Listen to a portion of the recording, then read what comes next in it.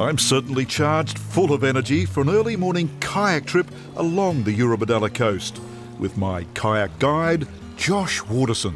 Josh, pretty sensational way to start the day, eh? Oh, it's glorious out here this morning. Glassy conditions. So we're in Batemans Bay and you're heading us out to some grottos here? That's correct. This little point up ahead here, Square Head, quite a significant little place in the history of the bay also. World War II, we've got the cliffs on the other side were actually charged with a cannon. Japanese submarines came pretty close along this coastline in the 40s. They actually bombed a trawler on the Maruya River mouth. The sea floor in there is a bit like a fish tank, you know, white pebbles, beautiful kelp beds, home to crayfish and abalone stuck to the rocks in there. So you get out here most mornings and you're seeing a fair bit of sea life? Yeah, for sure.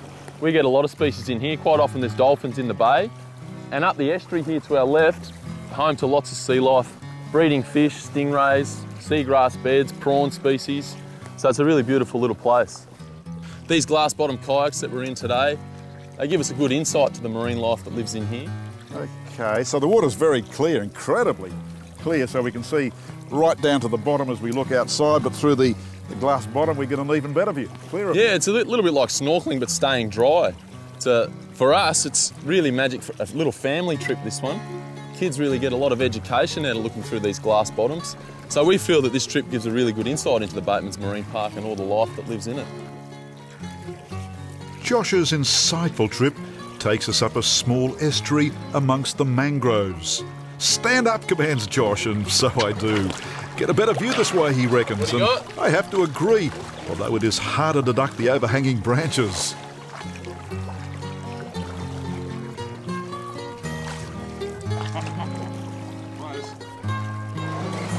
Further on along the coast, it's back to our seats for a better balance as we paddle along a craggy coastline in between small rocky outcrops.